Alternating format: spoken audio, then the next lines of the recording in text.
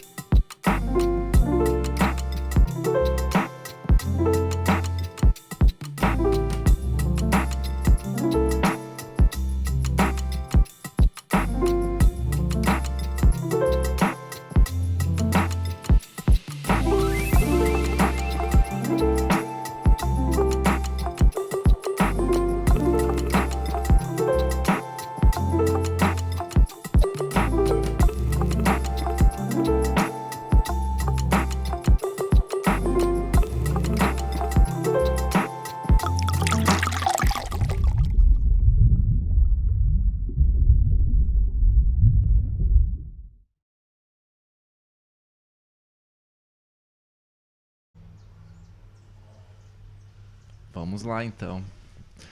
Bom dia, boa tarde, boa noite, pessoal. Estamos de volta com mais um episódio do nosso podcast, o Infocast. Hoje estamos com um convidado super especial aqui conosco. Nem tanto.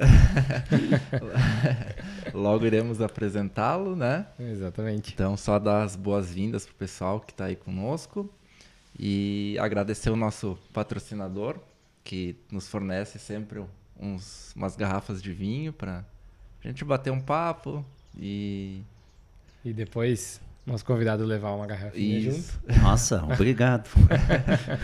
Então, o Luiz e a Cláudia, do Vinho da Serra, eles têm um catálogo enorme de vinhos, um e-commerce de vinhos aí com uma proposta um pouco diferente, com compra online e catálogo de todas as variedades. Então, da Serra Gaúcha, Serra Catarinense, Campanha.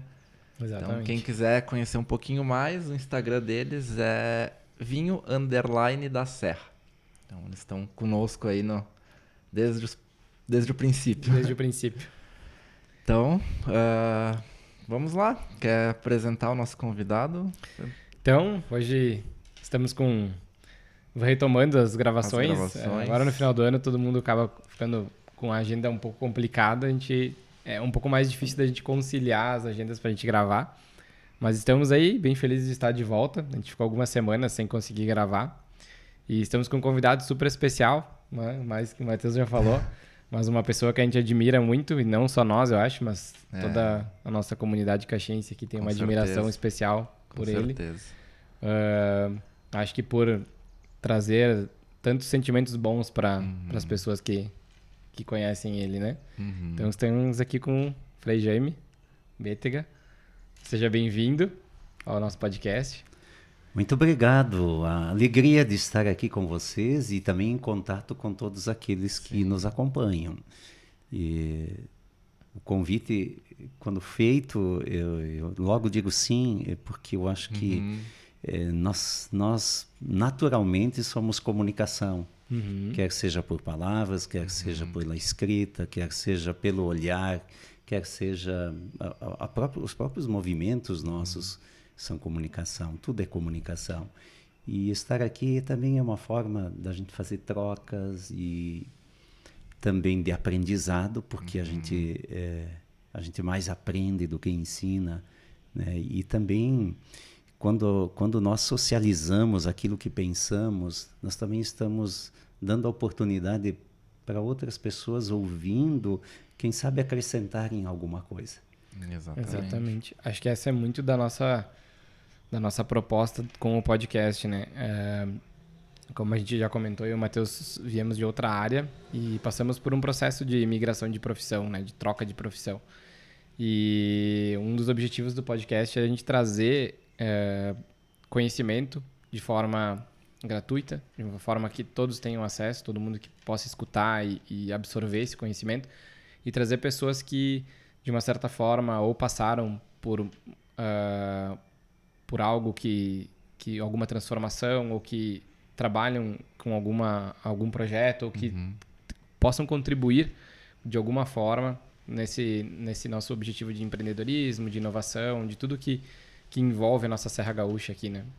Então, acho que isso desde o começo era um dos objetivos principais, a gente trazer conhecimento e trazer pessoas que a gente admira, que a gente acompanha e que a gente sabe que fizeram muitas coisas pela nossa região aqui. Então, é uma honra ter você aqui conosco. E acho que vai ser um papo bem legal, poder compartilhar bastante coisa. A gente já estava conversando um pouquinho aqui nos bastidores. Já rolou um papo legal, né? Então... É verdade. A gente sempre... Acho que são várias linhas que a gente segue, né? Cada convidado que veio tem uma vivência diferente, uma experiência diferente, um segmento diferente. Acho que a gente sempre fala, né? Em todos os episódios que quem nos acompanha, se puder tirar alguma coisinha, nem que seja uma sacada de alguma coisa que possa acrescentar para ele, a gente já tá bem feliz, assim, super satisfeito, porque a gente conseguiu de alguma forma atingir aquela pessoa, né? Então esse é o principal objetivo, acho, nosso, levar o conhecimento para frente, não deixar de uma certa forma devolver para as pessoas um pouco do que a gente teve de auxílio, de ajuda, né? Acho que a gente cresceu muito com a ajuda de outros profissionais que nos apoiaram durante todo o processo da gente empreender. E a gente quer também ajudar essas pessoas de alguma forma, né? E eu acho que nem tu falou, comunicar, né? Passar essa informação para frente de alguma forma é nosso principal objetivo aqui do podcast. Parabéns por essa iniciativa, parabéns. E vejo o quanto nós temos de experiências positivas e que precisam ser socializadas. Elas precisam ser também sair da gente e ir ao encontro de tantas outras pessoas que, às vezes, uma palavra é o suficiente para poder dar um outro rumo, um outro norte para a própria vida. Exatamente. Até a gente tem... as pessoas que a gente conversou até agora sempre teve um viés um pouco mais de empreendedorismo, né? Que é digamos, o cerne do podcast, né? Mas é justamente nessa ideia de agregar de alguma forma. Às vezes não precisa ser totalmente voltado para isso ou algo muito corporativo, né? Então, cada um que veio, que passou por aqui, deixou um pedacinho, deixou alguma mensagem positiva, sabe? Sendo, tipo, algo otimista, às vezes, olha, é legal, mas tem isso, isso e isso. Então, sempre tem alguma coisa que a gente consegue extrair desse bate-papo, né? E até porque eu acho que muitas vezes nós somos empreendedores, mas não nos entendemos como empreendedores.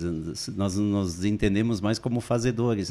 Não, mas o fato de estar fazendo algo, ou o fato de querer fazer algo, de acreditar em algo, e para isso... se preparar para isso já é um ato de empreender. Então, o empreendedorismo ele não é uma questão formal. O empreendedorismo ele vai acontecendo conforme a pessoa também vai se encontrando.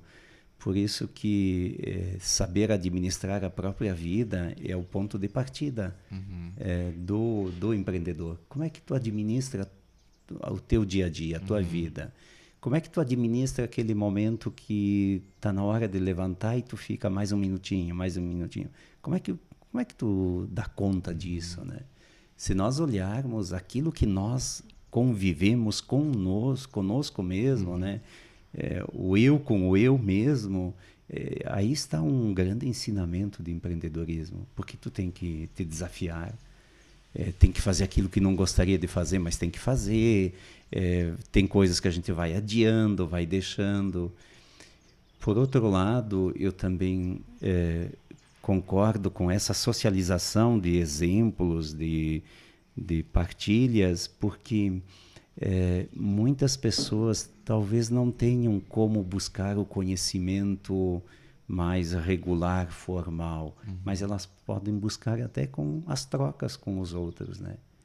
E nós estamos numa região que nós temos pessoas simplesmente incríveis no ato de empreender, e eu admiro muito isso, admiro muito. E até eu acho que o empreendedorismo está muito ligado também com a capacidade de ser estratégico. Uhum. Como é que eu entendo ser estratégico? É tu ter um potencial de criatividade para sempre, tipo, tu olha, deve ter, nas entrelinhas, deve ter alguma coisa capaz de ser lida. Uhum. Naquilo que é desconsiderado, olha que aí tem um sinal. Então, essa questão estratégica, eu lembro que no começo, quando logo que fui ordenado padre, eu achava assim, bom, com 26 anos, eu fui trabalhar no sul catarinense com 20 comunidades do interior. Uhum.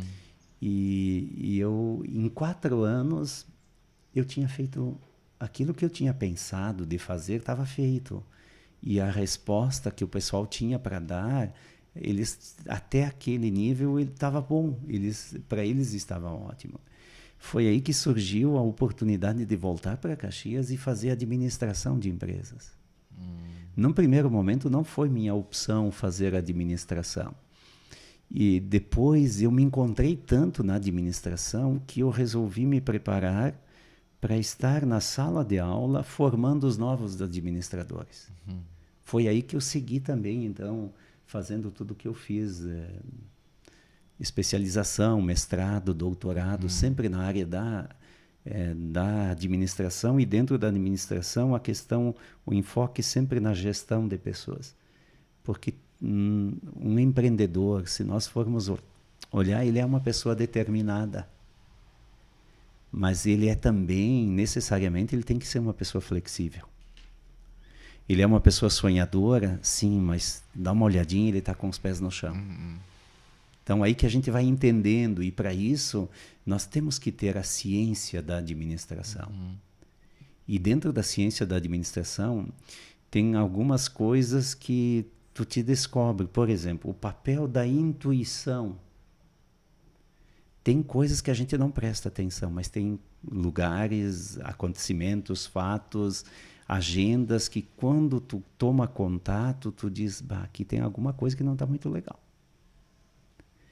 E às vezes tu passa por cima e diz, não sei se acontece com vocês. Acontece. Bah, olha, aqui a sensação disso, e nem sempre a gente verbaliza.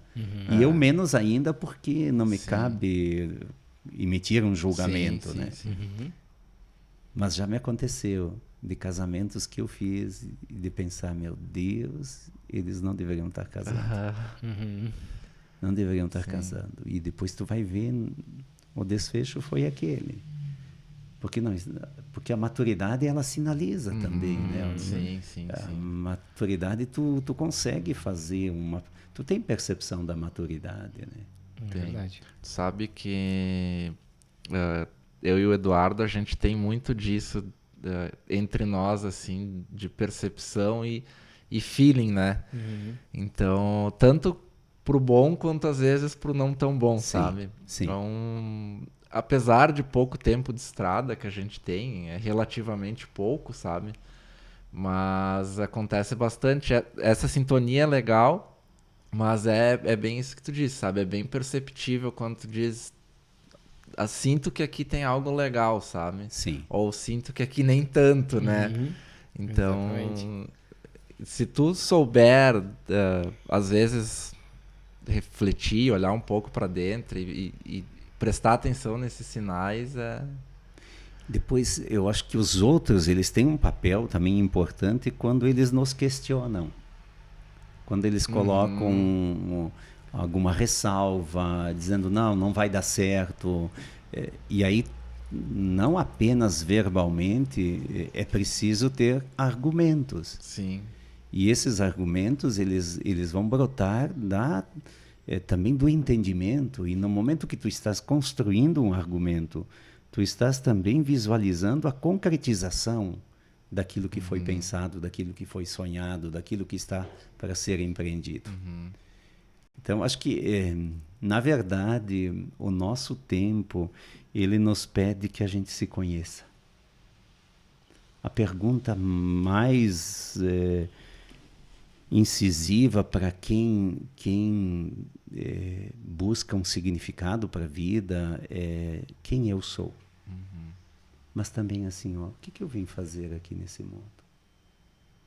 Porque se nós pensarmos, o nosso tempo de vida útil, ele é um tempo determinado. Depois vai passar. E o interessante é que as coisas que ficam, elas não são capazes de traduzir totalmente a essência da pessoa.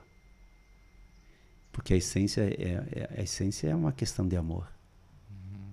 O que te torna inesquecível é justamente a tua essência. Os teus feitos, nós podemos aqui em Caxias olhar para muitas pessoas que empreenderam, que já partiram e dizer, tá, mas o que ficou? Se nós formos olhar, a estrutura material não fala muito. Agora, os traços da pessoa e os toques da pessoa, sim. Isso se eterniza. E talvez a gente precise crescer um pouco nesse entendimento de que nem tudo se resolve ou se conclui no material. O imaterial. Qual é o valor imaterial que uma pessoa tem? Uma organização, quando contrata a tua capacidade laboral, ela também, no fundo, ela não vai conseguir pagar a tua força intelectual, o teu capital intelectual, né? Mas é interessante. Acho que nós estamos num momento onde que os humanos estão sendo chamados a ser mais humanos. Porque a tecnologia, ela não tem mais nenhum freio. É verdade. Ela, usando uma palavra nossa, a tecnologia é indomável. Ela não vai se adequar ao humano. Agora, o humano pode se servir da tecnologia para poder dar um significado para a própria vida. Mas aí vamos pensar uma coisa assim, ó. Qual é a grande luta da medicina? É não deixar a pessoa morrer. Mas se nós temos que morrer um dia. Sim. Claro, nós vamos chegar com um vigor maior, né? Mas nós um dia vamos partir. Ganhar tempo de vida. Sim, vamos ganhar tempo. Mas a vida é vida. Ela vai concluir um ciclo e deu, né? É finita, né? É finita. Mas é bacana de ver isso. Eu, particularmente, não tenho medo de que, por exemplo, a inteligência artificial roube excessivamente as vagas de emprego, de trabalho, os postos de trabalho. Eu acho que quanto mais a tecnologia, a inteligência artificial apresentar facilidades, melhor. Mas aí que nós não estávamos preparados para o desaparecimento de muitas profissões e o surgimento de novas. Sim. Um menino que estuda numa escola aqui da nossa cidade, com 12, 13 anos, ele gostava muito de doce de Brown. E ele começou a fazer com o pai em casa e ele começou a vender para os colegas na sala de aula. Daí o bar da escola não deixou mais ele vender, mas daí ele já criou no Instagram, com 15 anos ele já tinha uma marca, Brown do Guto. Já tinha uma marca e ele já tinha seus clientes. Hoje eles têm uma fábrica de pães como família. E então tu vê, se tu tem um ambiente que te favorece, que te proporcione, né? Por que nós conhecemos o lado, às vezes, mais exigente e negativo de uma pessoa? Talvez porque a gente esteja não esteja acolhendo o suficiente para que a pessoa demonstre, porque nós provocamos na pessoa ou o melhor ou o pior. Sim. Verdade. Então vejam que eu não posso generalizar que os outros, que o mundo está perdido, que não tem ninguém. Tá, mas o que eu estou provocando nas pessoas? O que eu estou provocando? A gente sabe que citou antes essa questão da tecnologia, né? Para nós na fotografia é um... Às vezes discuta-se as pessoas, porque hoje o celular já resolve tudo, sabe? Ou não tem medo que acabe a profissão fotógrafo, né? E realmente a tecnologia avançou muito e muitas coisas tu resolve com o celular ou com uma câmera. Mas eu sempre digo assim, enquanto a tecnologia não tiver sentimento para registrar um casamento, uma formatura, qualquer coisa que seja, com o teu olhar, com tu captar o que está acontecendo ali, não tem tecnologia que vá fazer isso, sabe? Eu acho que no caso do profissional da fotografia, o celular, ele desafiou os profissionais da fotografia a serem mais profissionais. Mais humanos também. E né? também mais humanos. Por isso que as fotos, elas acabam tendo sentimentos. Exatamente. Por isso que os ambientes são temáticos. Porque não é mais um ambiente. O que tem de diferente?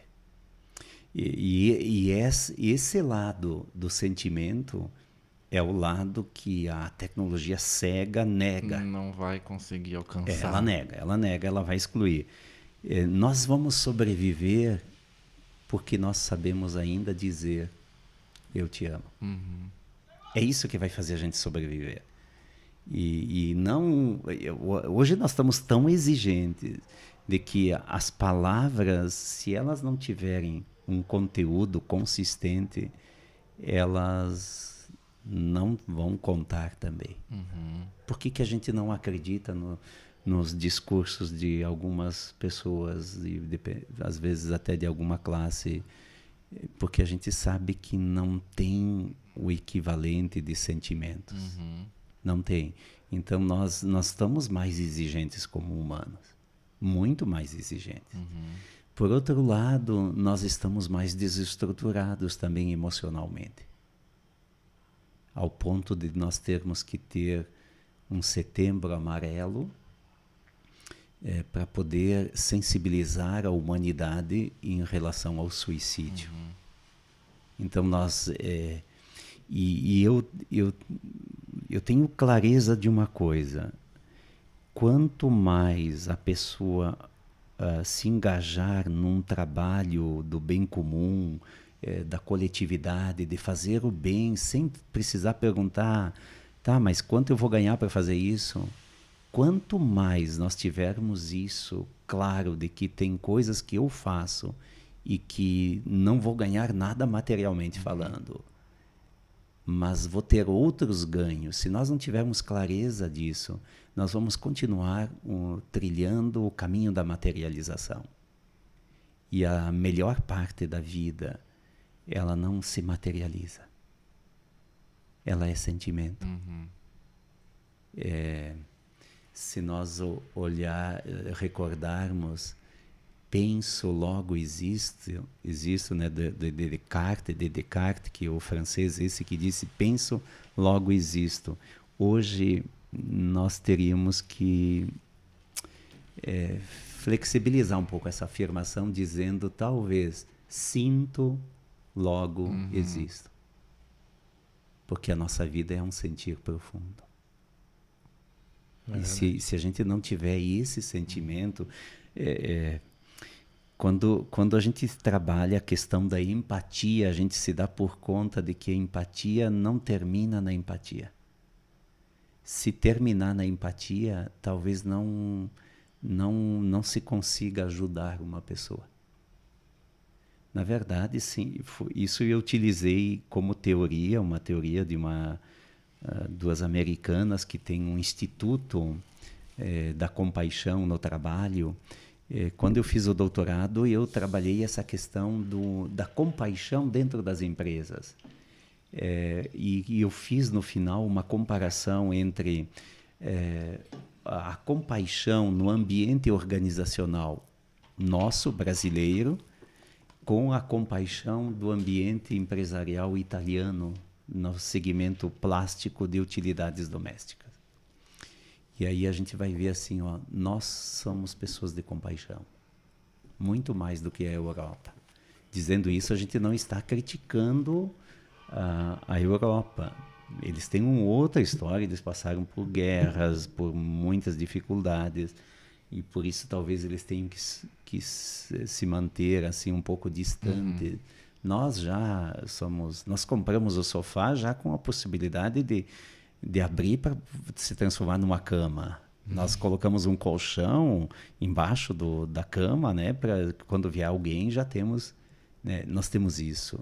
A Europa não tem isso. Ela vai te colocar num hotel, né, não tem. E tanto é que uma visita tu tem que anunciar antes que vai visitar. Nós gostamos de chegar de surpresa. E não para de entrar gente quando chega. Casa cheia, casa né? cheia. Casa cheia. E aí tem aniversário de um e vem todo mundo, o primo do primo do primo. Mas é legal, isso é legal. Mas assim, ó, falando da compaixão, existe um processo onde primeiro tu tem que perceber que o outro está sofrendo. Depois, além de perceber, tu tem que te dar por conta de que não é qualquer sofrimento. E terceiro, aí tu vai te colocar, daí entra a empatia, tu vai te colocar no lugar do outro. Bom, se eu estou sofrendo e alguém se coloca no meu lugar, pode ser que estejamos dois no sofrimento. Então, qual é o passo depois da empatia? É a compaixão. O que é compaixão? Eu vou desencadear um processo capaz de impactar na diminuição da dor dessa pessoa, porque ela está sofrendo. Nem todos estão entendendo, mas nós tentamos fazer um exercício de compaixão nas sinaleiras, nos semáforos da nossa cidade, entregando a moeda, mão amiga. Nós criamos... eu sempre me incomodou as sinaleiras, os semáforos de Caxias sempre me incomodaram, porque se eu dava dinheiro, eu ficava me questionando, será que vai ser utilizado para a causa que foi apresentado, que gerou o pedido? Tá, mas e se eu não dou? E daí quando eu não dava, eu também me cobrava. Tá, tu não tá dando, tu tem comida, tu não tá te preocupando com eles.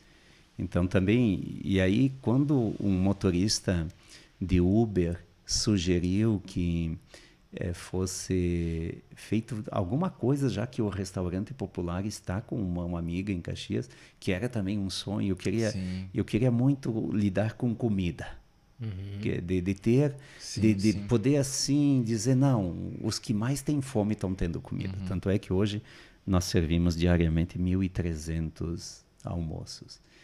Mas aí nós fizemos a moeda, uma equipe pensou uma moeda, e as pessoas compram a moeda por R$1 e no semáforo, na sinaleira, entrega a moeda quando... Então, e as pessoas têm das 11 da manhã às 3 da tarde possibilidade de acessar o restaurante popular, sentar, fazer a refeição dignamente. Né? Só que assim... Nós já fizemos 15 mil moedas, mas só foram almoçar no restaurante um pouco mais de 200 pessoas. Isso significa que a sinaleira não é o lugar dos famintos. De alguns sim, mas não de todos. A sinaleira é o espaço onde as pessoas querem outra coisa e por isso querem dinheiro e não está claro o que eles querem. Ao menos eles não deixam transparecer, mas não tem ninguém que foi ajudado na sinaleira e que hoje está vivendo uma vida tranquila. Não sei de nenhuma criança na sinaleira que se formou. Porque levou para um outro mundo. Isso é interessante.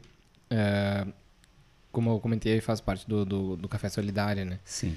E isso é uma coisa que sempre me chamou a atenção. Faz mais de 4 anos. O projeto acho que tem 7 anos. o café. Eu acho que faz uns 4 que eu tô no projeto. E uma coisa que... Essa parte dos moradores de rua foi uma coisa que sempre, de uma certa forma, me incomodou, porque... Não é que me incomodou. Eu sinto um aperto, sabe? De ver as pessoas na rua, sabe? E não é por causa do cenário. Tem gente que se movimenta por causa do cenário. Nossa cidade está tomada de moradores de rua e tal. Não, não é isso. Não é isso. Sempre foi uma coisa que... Dolorido para mim ver alguém naquela situação, né? E eu sempre, de uma certa forma, queria poder ajudar, mas eu não sabia como, né? Sim. Algumas vezes eu tentei ir por conta, né? Em abrigos e em alguns lugares e fui barrado, né? E aí, quando eu conheci o café, aquilo ali me deu... conseguiu fazer eu chegar na ponta final, Sim, né? sim. Mas uma coisa, voltando ali, é que eu percebi muito pouca gente que está na rua consegue sair da rua e voltar para ter um lar. Isso, assim, a gente atende todas as segundas-feiras no café, a gente passa por 50, 60, 70 pessoas na rua, mais ou menos, né? Por cada saída que a gente dá. E nesses 4 anos, 2 pessoas eu vi saírem da rua. Mas quando essas 2 pessoas uma delas foi um dos melhores momentos que a gente teve no café. A gente estava na BR-116, ali perto da UX, e a gente estava parado num grupinho, né, conversando com eles, né? E passou um rapaz de moto e ele parou, e ele voltou na contramão de moto, assim, a gente até ficou olhando, porque a gente não sabia o que estava acontecendo, né? Ele parou, desceu da moto, ligeiro, tirou o capacete, veio e abraçou todo mundo. E aí era uma das pessoas que a gente tinha atendido na rua, servido café, e ele é um mágico de Caxias, que hoje ele estava trabalhando com pintura, e ele saiu da rua, encontrou uma pessoa, eles se juntaram, alugaram um apartamento, estavam morando juntos. Foi uma pessoa que conseguiu sair da rua. E foi muito gratificante para nós ver aquele processo, porque é muito difícil a pessoa que está numa situação de rua conseguir sair, porque é uma série de coisas que envolvem, né? Quando tu está na rua, tu não tem uma moradia fixa, daí tu não consegue um trabalho, é várias coisas que vai desencadeando aquela situação, né? Então, mas ver aquela pessoa sair da rua, para nós foi assim como se valeu a pena. Valeu a pena, sabe? E foram 2 pessoas que a gente conheceu até hoje que saíram da rua e que nos encontraram depois e disseram, consegui sair, tô bem, tô me reestruturando, sabe? Mas isso faz muito bem pra gente, sim, né? É uma realidade desafiadora. É muito desafiadora a realidade. Nós temos 3 casas para moradores, pessoas em situação de rua, para moradores de rua. Às vezes só o simples fato de ter que tomar banho como uma regra da casa afasta pessoas de ir para essa casa. Nos dias de inverno rigoroso que nós tivemos com neve, tinha lugar para todos, acomodação para todos, mas um grupo significativo não aceitou sair da rua. Por isso, não dá para... No trabalho social, a gente não busca resultados. No trabalho social, a gente muito mais oferta o que seria o mínimo de dignidade, né? Mas vai depender muito da escolha da pessoa. Por isso que os atos isolados de ajuda, nem sempre eles favorecem uma transformação. Agora, quando a caridade, né, o amor ao próximo é organizado, aí sim, né, aí é muito mais fácil, isto é, tu chega num objetivo um pouquinho mais, com mais velocidade, né? Mas nós sempre vamos ter realidades desafiadoras. Qual é o receio que eu tenho? Da insensibilidade diante dos humanos que estão em condição precária. Então, se um morador de rua não... Você falou, achei interessante, Eduardo, se um morador de rua não te causa sofrimento, uma pessoa em situação de rua, O problema não é a pessoa na situação de rua. É a gente. É, gente. Porque então eu humanamente, eu estou insensível. Bom, se eu perdi a sensibilidade por causa do egoísmo, do individualismo, eu estou me descaracterizando como ser humano. Então, enquanto nós formos sensíveis, o mundo tem esperança. É verdade. A gente ouve muito dos moradores que eles comentam que eles são invisíveis, né, da sociedade. Sim.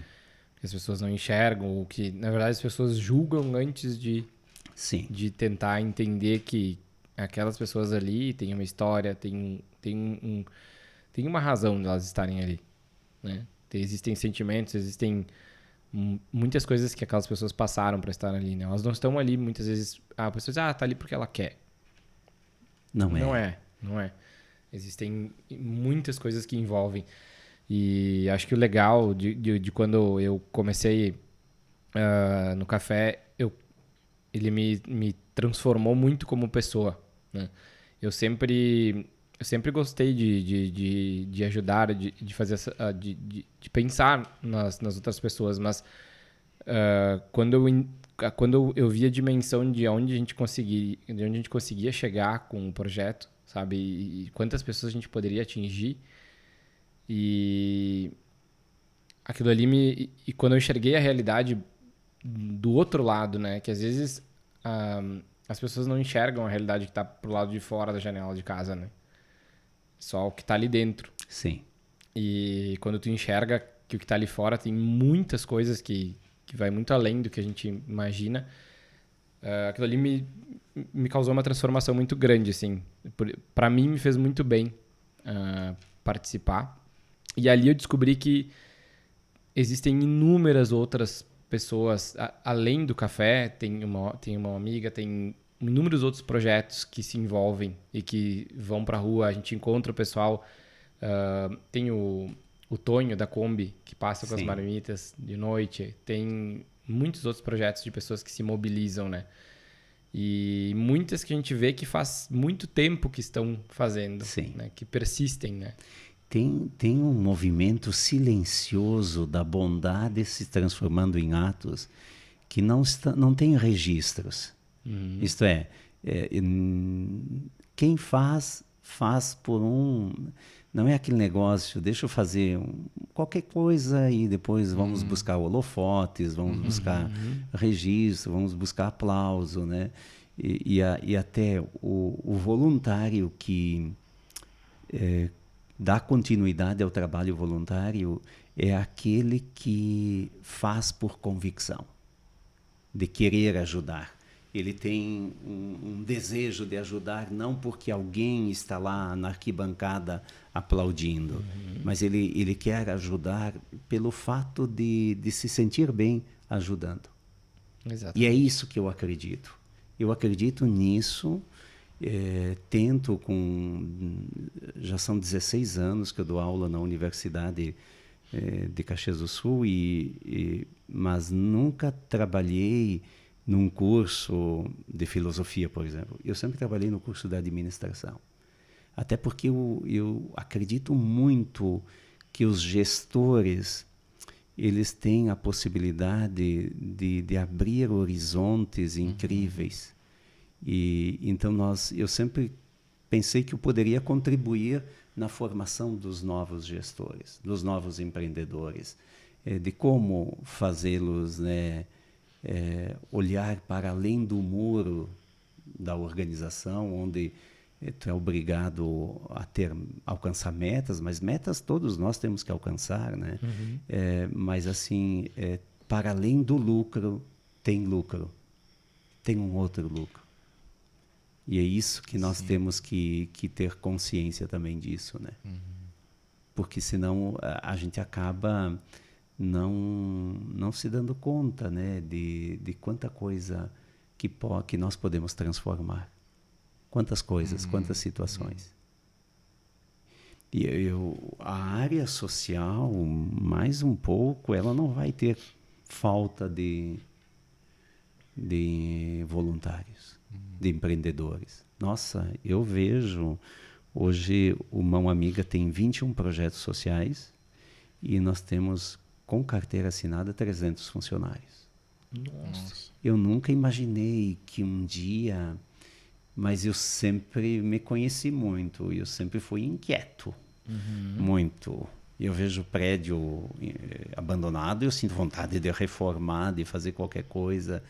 E é interessante que o empreendedorismo na área social, ele consegue adeptos facilmente. Não é difícil encontrar em Caxias uma pessoa que... esteja disposta.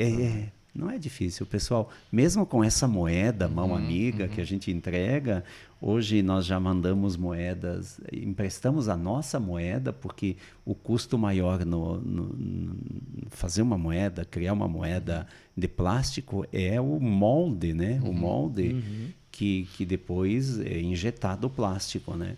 Então, mandamos para São João del Rei 2.000 moedas para eles fazerem uma experiência lá de trabalho. Mesmo com o nosso nome, sem problema nenhum, não é nossa a ideia. Sim. A ideia nem foi assim completa, não foi. Foram os outros também que foram dando, então não é uma propriedade. Mas e aí a gente vê o Rio de Janeiro pedindo moedas aqui para nós, para levar para lá a ideia. Então tem coisas muito simples que transformam.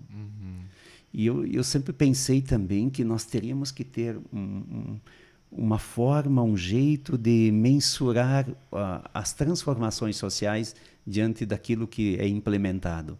Tá, mas que transformação social aconteceu?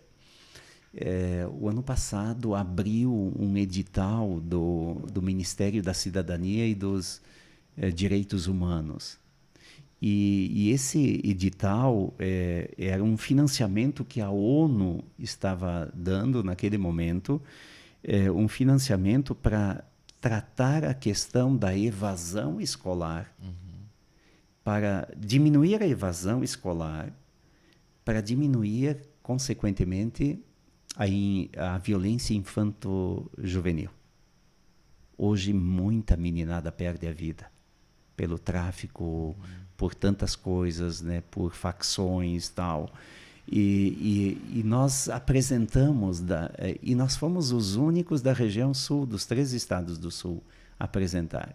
Eu reuni doutores, mestres, pessoas ligadas ao social, e tinha que apresentar uma proposta de trabalho. E nós apresentamos uma proposta de trabalho. Quem avaliou a nossa proposta de trabalho foi na Jordânia. Imagina, na Jordânia, nós tínhamos reunião com uma pessoa da ONU na Jordânia. E nós ficamos em todo o Brasil, são 5 cidades, nós ficamos em primeiro lugar. Bah. Primeiro lugar. Então, aí a gente vê que nós temos um potencial aqui. O que nós estamos reunindo?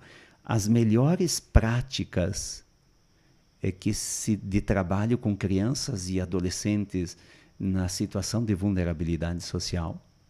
Estamos tabulando as melhores práticas para depois socializar com outras regiões do Brasil, assim como outras regiões do Brasil estão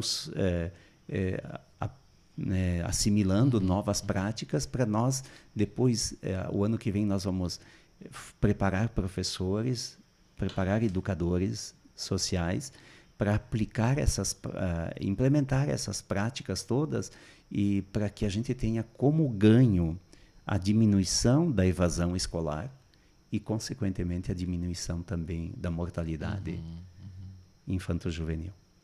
Então, eu sinto uma alegria, não é o orgulho, é uma alegria de poder ver o Mão Amiga sendo reconhecido nacionalmente como também uma fonte de pesquisa científica. Sim. Porque os fenômenos, eles têm que ser estudados, fenômenos. Né? Assim como hoje o deslocamento por aplicativo, uma vez se conhecia só o táxi, né? Hoje o deslocamento ele não é apenas uma facilidade de deslocar mais gente para prestar o serviço, ou um serviço com custo menor. Não é só isso. Isso é um indicativo de que nós vamos ter menos carros. Menos carros. Isto é, as pessoas não vão ter mais. É aí que eu entendo que existe um processo de desmaterialização. Talvez o sonho de um adolescente, de um jovem, quando completa os 18 anos, não é mais ter o carro próprio, a CNH. Não é. Ele vai chamar um serviço, né, de deslocamento. Então e paralelo a isso, veja que os carros estão chegando cada vez mais próximos da eletricidade. Sim. Então nós também, eu perguntei para um aluno num outro semestre, o que teus netos vão trabalhar? Ele trabalha com revenda de combustível, distribuição e revenda. Eu perguntei, o que teus netos? Ele disse, não, vão trabalhar. Eu disse, rapaz, não vão trabalhar com combustível. Vão ter alguma coisa relacionada com parte elétrica, alguma coisa, porque os carros serão elétricos. E então vejam que hoje aqui em Caxias se faz uma mesa de quintal com a possibilidade de colocar o teu celular e, por causa da energia solar, carrega a bateria do seu celular. Então vejam que nós fazemos isso aqui. Eu consegui aproximar a reciclagem, né? Agora a cooperativa Belo Horizonte, eles deram em homenagem ao carisma franciscano, deram o nome de Cooperativa Paz e Bem. Eu consegui numa aula que estivesse os recicladores e aí uma empresa de São Gotardo, aqui do município vizinho, eles transformam o material reciclado em madeira de polegada, principalmente aquela madeira que vai ao redor das piscinas de fibra. E sabe qual é a garantia de duração? Quanto tempo de garantia comprando essa madeira tu tem? 20 anos. Uau. Nossa. E aí, hoje a reciclagem quase manda todo o material para essa fábrica. E a máquina dessa fábrica, a fábrica, né, dessas máquinas, aliás, a fábrica é aqui, da Grande Porto Alegre. Nossa, olha só. E aí nós, como freis capuchinhos, nós temos uma missão no Haiti. No Haiti, a coisa que tu menos faz é rezar com o povo. Tu reza também. Mas o maior trabalho missionário é tentar ver como cavar um poço para eles não carregarem água de longas distâncias, né? E que acaba sendo um serviço da mulher, da mulher e das crianças. Mas nós conseguimos, graças a um colega que ele é desbravador, ele viajou a uns países da Europa, conseguiu ajuda, foi fabricado em Novo Hamburgo uma máquina, porque tem muito lixo no Haiti, muito, e assim espalhado em tudo, né? E uma máquina que transforma além do plástico um outro material em telhas, porque lá as casas ainda são cobertas de palha. E aí vai ter essa indústria, vai ser uma fonte de renda para quem trabalha nessa indústria, e é uma máquina que transforma o material que está espalhado, né? Em telhas de plástico. Olha só. Então, por isso que a inovação, quando o ser humano está no centro da vida, quando nós valorizamos o humano, nós nos tornamos mais criativos. Sim. Mais criativos. Então, eu acho que a tecnologia vai seguir seu rumo. Sim. Nós temos que humanizar. E tu humaniza pelo conhecimento, pela educação, pela ocupação. Hoje, um profissional, vocês devem conhecer o quanto é difícil encontrar um profissional que faça um trabalho para as redes sociais, uns posts, alguma coisa, né? Então, nós temos 6 núcleos onde que a turma vai no turno inverso da escola. 740 meninada nós temos conosco, em situação de vulnerabilidade. Então, esse fim de semana aproveitei, conversei com um menino que mexe com as mídias, tem um caxiense trabalhando no Facebook, está na Irlanda, se eu não me engano. E aí conversei com ele um pouco como é que nós poderíamos fazer. Estamos selecionando 4 meninadas de cada um desses projetos. Vai dar 24, 25 meninadas. O que nós queremos? Pegamos aqueles que têm potencial para lidar com essa tecnologia toda, né? Nós vamos formá-los e depois nós vamos segurá-los conosco num projeto de geração de renda. O Eduardo precisa de um post. Nós vamos prestar serviço. E eles vão ter... Daí eu já entrei em contato com uma pessoa da Microsoft para ver se a gente tem possibilidade de apresentar um projeto de ganhar um pouco dessa tecnologia mais pesada, né, que precisa. Mas vai ser o jeito, porque eu não acredito que um menino de 16 anos, de 17, como nós temos, esteja marcado para morrer. Por causa das facções. Semana passada, esse menino tinha fugido, ele voltou. Na hora que ele estava voltando, entrou junto, quando foi aberto o portão, entrou uma pessoa que queria matá-lo. E graças ao educador, não mataram. Mas daí eu penso assim, mas alguém desenvolveu os talentos desse menino? Ou a gente permitiu que eles fossem presas fáceis de um mundo que está arquitetado, né, para fazer coisas, para destruir, né? A vingança, Sim. E nós não fomos feitos para vingança. Então, acho que nós temos que... O mesmo eu penso do poder público, teria que ter um cérebro pensante, isto é, a junção de de cada secretaria, pensando como vai ser Caxias daqui 50 anos, daqui 40, daqui 30. O que eu tenho que fazer hoje para que Caxias, de fato, seja uma cidade humanizada, embora nós tenhamos uma cidade muito limpa. Sim, temos uma cidade limpa, nós temos uma qualidade de culinária, de incrível, gastronomia, né? E nós temos pessoas que são afetuosas, muito, muito. Verdade. Então, e pessoas que querem ajudar, não falta. Legal. Não falta.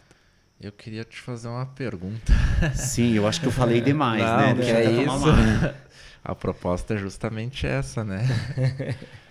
A gente falou de inovação, de propósito, de várias coisas que foram se linkando, né? Sim.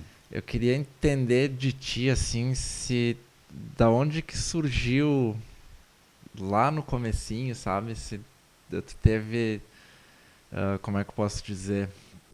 Se tu já enxergava que seria por aí o teu caminho, sabe? Em que momento que tu viu que seria esse lado social, espiritual, né? E linkado com essa vontade dessa inquietação, essa vontade de fazer, porque de certa forma isso é inovação também, né? Sim. De certa forma foi uma pessoa que inovou, que faz diferente, aparece em redes sociais, sabe? E isso é, de certa forma, para nós, e acho que para todo mundo que te conhece e te admira, é ali, sabe? Que enxerga esse valor diferenciado. Eu saí de casa por querer estudar. Minha família é aqui do interior, aqui Nova Palmira, depois do antigo pedágio de Vila Cristina. Nessa região, dentro do município de Caxias. Sim. E eu queria estudar. E eu tinha 11 para 12 anos. Eu saí de casa e então passei a residir em Galópolis, na casa de um casal de idade, em troca de ter comida e cama. para poder estudar. Então eu fazia todo o serviço de casa, da horta, essas coisas todas, mas eu queria estudar. Fez um intercâmbio. Sim. E aí com 14 anos eu já trabalhava numa empresa com carteira assinada. Naquela época podia trabalhar com carteira assinada. 14 anos eu trabalhava com carteira assinada e já estudava à noite. Depois, então, o trabalho que eu fazia em Galópolis não era para mim. As pessoas eram boas, tudo, mas eu estava num trabalho, eu era polidor no tempo olha o tempo, no tempo da Bellini, da Eberle, que se fazia todas aquelas xícaras de aço, aqueles pratinhos, aquelas colherinhas, né, que hoje se faz, mas não mais nessa marca. A gente polia isso. E eu disse, não, mas não é isso. E então, como eu tinha os tios aqui, então eu vim para cá, vim para Caxias, né, de Galópolis vim para Caxias, estudei no Pena de Moraes, estudei no Cristóvão. E nesse meio tempo eu acabei indo trabalhar com os freis na editora São Miguel. Mas sem saber que eu queria, não sei, nem eu nunca tinha pensado em ser frei. Até então tal. Não. E aí conhecendo o carisma de São Francisco, vendo a vida de São Francisco e vendo como é que os freis viviam, eu me encantei com isso. Daí eu me tornei catequista e comecei a ajudar na comunidade e no grupo de jovens. E de lá, de repente, eu disse, não, mas é isso. Daí eu fui adiante, fui a Garibaldi, foi meu primeiro, era uma experiência nova que tinha aberto em Garibaldi. Então eu fui terminar o ensino médio em Garibaldi, depois eu voltei para Caxias para fazer filosofia. E aí depois eu fiz teologia na PUC em Porto Alegre, mas durante a teologia eu voltei um ano em Caxias, porque como eu conhecia muito bem a comunidade e estava trocando os freis, e aí pediram que eu desse uma força nesse ano. E aí depois nunca tive dúvidas. Mas sempre fui, com 26 anos, eles me colocaram, eu era recém-ordenado, um mês de ordenado, me colocaram responsável de uma paróquia com 20 comunidades. E eu acho que eles apostaram, foi muito mais, não foi tanto o meu desejo, porque eu sabia que eu queria fazer o bem. Mas não tinha assim um caminho traçado, vou fazer isso, vou fazer aquilo. Não, vou trabalhar onde que vão me indicar. Mas me mandaram fazer administração de empresas. Aí eu acho que eu acordei. Aí linkou. Sim, e aí eu comecei a ver que o mundo das organizações E também eu tinha uma preocupação assim, mas tu é feliz... E hoje a gente voltou, né? Tu é feliz quando chega sexta-feira, porque tem sábado e domingo e não precisa trabalhar. Mas o trabalho não vai te realizar como pessoa. Então isso me questionava. Então o mundo do trabalho passou a ser muito importante para mim. Tanto é que eu tenho preocupação com pessoas que não querem trabalhar. E nós somos um pouquinho firmes na mão amiga nesse sentido de ajudar quem se ajuda. E uma forma de se ajudar é fazer cursos, se preparar. E nós temos cursos profissionalizantes. Agora nós abrimos a sala da empregabilidade. Isto é, as pessoas, nós vamos trabalhar o currículo das pessoas. Então, e também disponibilizar os currículos, porque tem muita gente pedindo currículos já.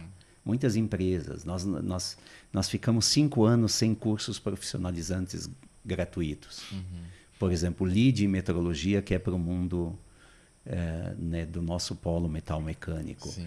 E se um curso desses, uma pessoa desempregada não vai conseguir fazer um curso que não custa menos de 350 a 400 reais.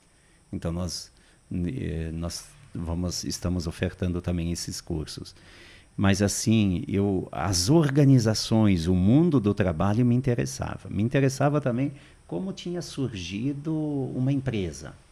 Qual foi a ideia primeira? Sempre me interessei por isso. E num determinado momento eu vi que eu não tinha sido feito para ficar só na sacristia. E aí eu comecei a dar palestras e falar para as pessoas, principalmente na semana da CIPAT, né? A semana de prevenção de acidentes de trabalho. Eu sempre fui muito nisso. E escola.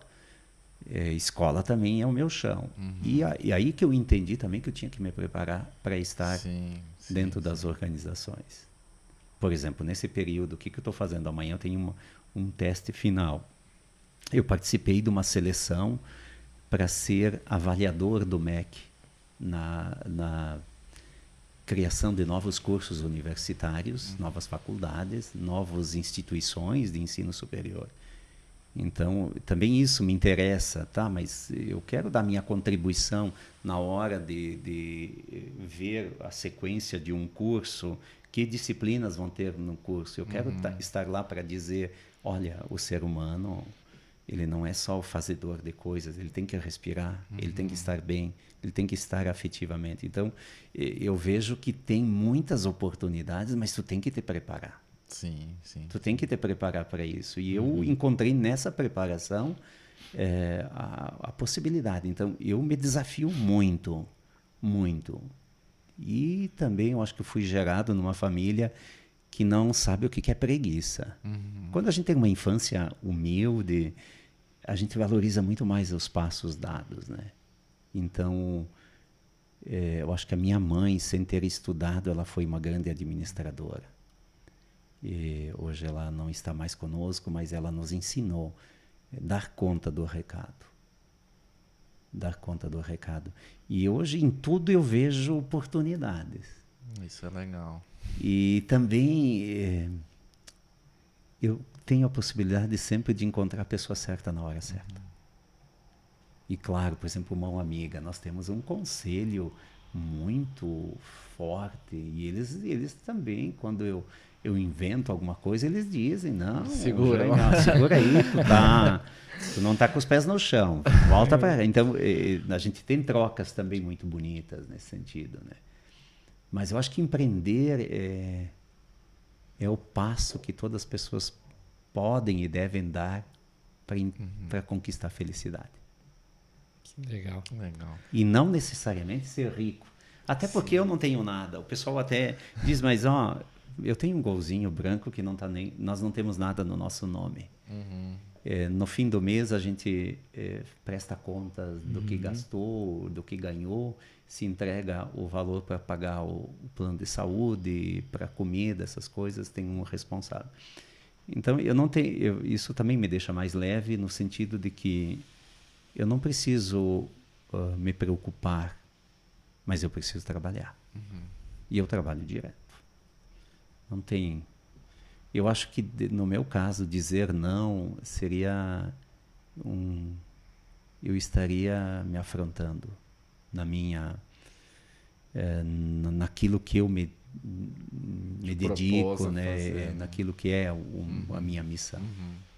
Mas eu vejo que é nítido uma realização muito grande tua, uma pelo gosto de estudar, né? Sim. De buscar e evoluir e aprender, né? Tanto que vários cursos, né? Várias faculdades, em vários segmentos diferentes, né? E automaticamente tu passar isso para frente, né? Ensinar as pessoas, né? Buscar o conhecimento e compartilhar isso. E acho que isso faz muito parte da tua essência, né? Sim. De passar isso. Eu gosto de dar sugestões, olha aqui, se fizéssemos isso, se pensássemos nisso, o que daria para fazer? E claro, por exemplo, manter uma crônica diária no jornal é um desafio. Sustentar, alimentar continuamente as redes sociais é um desafio. E a gente faz isso não por ser melhor do que os outros. Sim. Você faz isso porque tu sabe que vai impactar na vida de alguém, né? E hoje as redes sociais, tu tá em tudo que é lugar, né? Então, eu não vejo o negativo das redes sociais. As redes sociais em si, elas são ótimas. O que nós temos é alguns humanos que não são ótimos. Né? São os usuários, são eles que né, utilizam para outra. Por isso que eu me preocupo em formar pessoas. Sim. Formar pessoas, porque o mundo da tecnologia, como a gente dizia primeiro, é um mundo que vai por si só ser desbravado, ele vai adiante, né? Mas o sentimento é nosso. Sim, sim. Exatamente. Você falou, ó, a proposta da rede social é boa, né? Mas vai de como as pessoas usam isso, né? Sim. Assim como a gente tem vários personagens, pessoas que estão na rede social de uma forma, mas não realmente não é aquilo, né? Tu vê, é uma... Sim. Estou um pouco. Destoa um pouco, né? Na verdade, assim, ó, eu tenho um certo grau de timidez que eu tenho que me enfrentar sempre. Sempre. E assim, um grau de exigência. Tu termina um texto, uma crônica, tu dá uma lida, mas será que o pessoal vai gostar? Mas não que tu tenha que ter a aprovação, mas tu tem que corresponder à confiança que foi depositada. Tu não pode escrever qualquer coisa de qualquer jeito. Até né? porque as pessoas já estão na expectativa depois de tanto tempo entregando. E eu fico feliz quando as pessoas de idade dizem que abrem o jornal de trás para frente. Para olhar primeiro. Porque primeiro tinham que... Porque dependendo de algumas manchetes e algumas páginas, eu não leio página policial. Não sei, então a ideia, a proposta até do jornal foi bem interessante. Eles distribuíram de tal forma que antes de fechar o jornal, a pessoa pudesse ler algo e dizer: vale a pena viver, eu vou continuar vivendo. Então também eu achei a localização até interessante, né? Porque está dentro de uma filosofia de também querer que o positivo, né, seja visualizado ou gravado mais. Que legal. Show de bola. Eu acho que já estamos em 1 hora. Já, acho que sim. Passou o tempo, passou, né? passou o Por tempo. nós a gente Passa ficaria rápido, conversando a a noite gente- inteira aqui. A gente mano. vai falando, o tempo a gente nem Mas percebe, eu né? até, assim, se eu pudesse dizer alguma coisa, você falou do café, Eduardo, eu acho que hoje ainda a gente pergunta para a pessoa de que família tu é. Nós temos esse costume na nossa região, de que família tu és e depois onde tu trabalha. Nós, daqui uns tempos, nós vamos perguntar de uma forma muito natural: que trabalho voluntário você está fazendo? Que trabalho voluntário? Porque a nossa realização não vai ser pela conta bancária. Essa nós temos que cuidar, essa nós temos que administrar. Agora, o que vai dar o sentido maior é o tempo que eu vou disponibilizar por uma causa, por uma situação, sem esperar nada em troca. E aí, quando tu menos percebe, tu recebe tudo em troca. Não materialmente, mas tu recebe no sentido de afeto, de convivência, né? É verdade. E poder ajudar as pessoas também através da palavra. Sim, sim. Eu sempre gostei de escrever, mas para mim as palavras não são letras justapostas. Para mim as palavras, elas têm um universo. Cada palavra tem algo. Eu não vejo as palavras como letras soltas. Sim. Eu acho que a palavra, ela consegue dar uma dimensão de profundidade incrível. E aí que entra o cuidado com as palavras. E o que a rede social às vezes tem é escritores péssimos, porque eles usam palavrões, eles vai do 8 ao 80 em questão de segundos, quando a gente tem que ter Sim, sim. a elegância não do vestir, mas a elegância da postura humana. Legal. É verdade. Eu acho que eu queria só mais um detalhezinho para nós encerrar. Sim. Aproveitar, né? Falou antes, bem quase lá no comecinho, sobre pensar no propósito, né? Hoje a gente usa, ou se vê falar bastante, vamos encontrar o seu propósito. Eu tive um pouco de sorte nesse tempo de migrar de carreira e perceber isso, sabe? Que assim como tu percebeu lá, bem no comecinho, que tu estava num caminho que talvez não fosse de realização, eu passei por isso também, de certa forma, né? Mas como que a gente pode pensar nisso, tentar encontrar um pouco, nem que seja um pouquinho, ou acender uma luzinha de talvez eu não esteja, ou qual que é o meu propósito, né? Que sentido que eu tô dando para as coisas? Eu acho que eu vejo isso muito hoje das pessoas que andam no automático, né? É, Andam isso, ligadas no isso, automático, isso. vão, que nem tu falou, às vezes não esperam a sexta-feira pra parar de trabalhar, né? Eu vejo que antes de eu também trocar de profissão, não que eu não goste da área de tecnologia, toda a minha formação anterior é na área de tecnologia, eu gosto, mas eu seguia um pouco. A segunda-feira pra mim não era um dia bom, Bom, né? E hoje eu vejo que é o contrário, sabe? Hoje eu não vejo a hora hoje de não começar a existe segunda pra segunda, mim né? começar uma nova semana e colocar todas as coisas em ordem, né? E, e aí eu acho que muitas pessoas têm isso, né? Estão naquele automático e não conseguem Não conseguem perceber perceber. o, É. o que se precisam mudar, o que estão fazendo de errado, ou por quê, Não tem né? um norte, Não né? tem Sim. Eu acho que para cada pessoa é um jeito de descoberta, né? Como é que tu vai te descobrindo? Mas tem algumas coisas que são, acho que comuns por sermos humanos, somos da raça humana. Primeiro, a gente tem que se conhecer. Depois, a gente tem que se aceitar. Eu tenho que me aceitar como eu sou. Depois, eu acho que com o autoconhecimento, eu também tenho que manter uma certa harmonia na convivência. A pessoa que se exalta excessivamente, às vezes por motivos fúteis, ela não consegue criar dentro dela uma consistência. Porque nós somos convivência. Se eu tenho que conviver comigo, mas necessariamente eu tenho que conviver com os outros. E ter esse autoconhecimento tão claro ao ponto de saber quais são meus pontos fortes. No que eu sou bom mesmo. Depois, o que eu tenho que eu tenho como fraqueza e que eu posso transformar. Eu acho que para chegar no propósito, a gente tem que se reinventar um pouco. Por exemplo, eu não posso largar tudo e comprometer a conta da água, a energia elétrica, essas coisas todas, né? Então, nessa parte, porque muitas pessoas elas têm sonhos bonitos, mas elas não têm a habilidade da administração também financeira.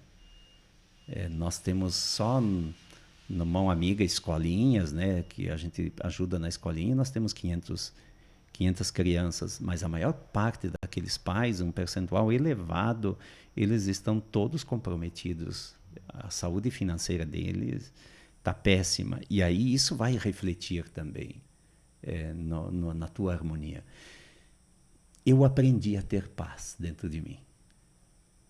E também de me controlar, por mais agitado que eu possa ter uma agenda agitadíssima, eu não posso mudar. Eu tenho que estar em paz. Então, acho que essas questões muito ligadas à interioridade, de ter clareza. Mas eu também tenho coisas que eu fico triste em pensar. Erros que a gente comete, falhas, oportunidades que a gente deixa passar e depois não volta mais. Mas a maturidade também é um momento bonito.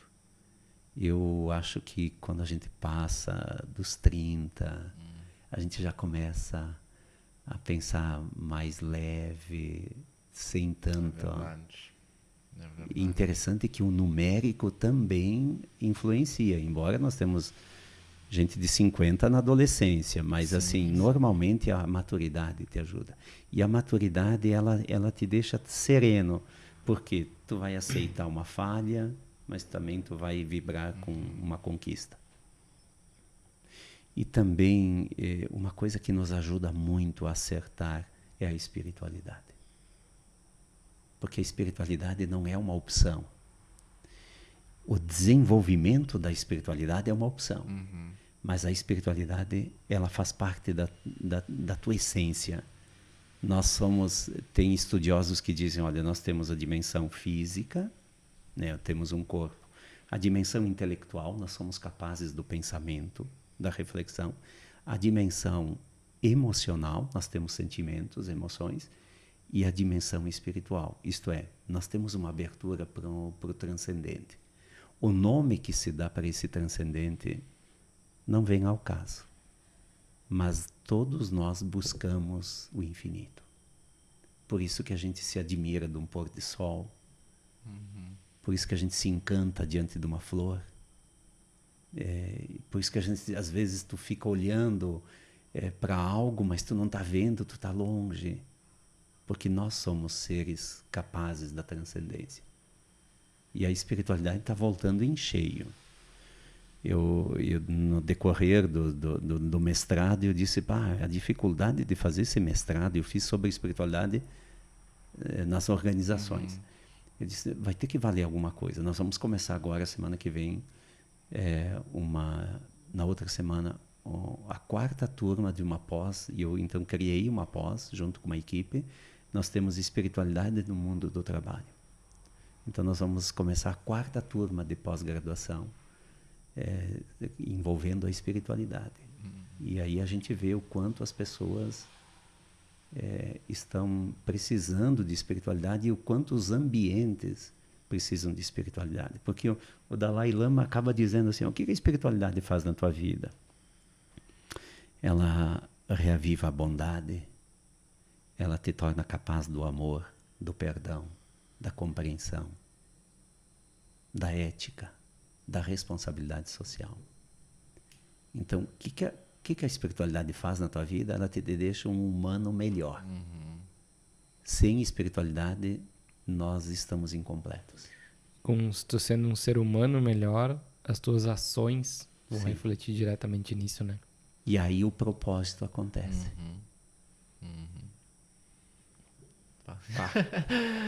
Encerrou. Fechamos com chave de ouro, né?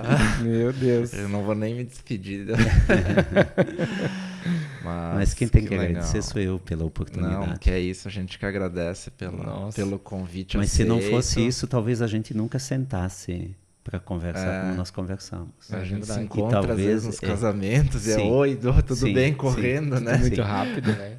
Tudo rápido. Eu lembro que a gente se encontrou em 2, né? Um seguido do outro, né? Sim. Mas às vezes a gente não tem tempo de... Não, né? Dentro do tão... Não, é sempre dentro corrida, do corridão, a gente não tem tempo de conversar. Mas sabe que até os profissionais da fotografia, da filmagem, né, desses registros, a gente percebe quando eles têm algo a mais. É interessante, interessante. Que legal. Tem profissionais muito focados no que fazem. Sim, Sim. sim. Sim. E aí tu entende o que é a diferença de um registro por um clique. um clique profissional e um registro por um celular. Mas porque Verdade. por detrás tem alguém com alma. Verdade. Então tá. Bom. Fiquem bem. Muito Obrigado. obrigado. Obrigado também. Muito obrigado. Vamos lá. E a gente se encontra. Se encontramos. Com certeza. Pessoal Foi que muito ficou bom. até o fim também, né? Obrigado pela parceria de sempre. Isso É aí. isso E aí. nos vemos no próximo episódio. É isso aí. Muito obrigado. Obrigado eu. Como eu digo sempre, paz e bem. É Isso aí. Que legal.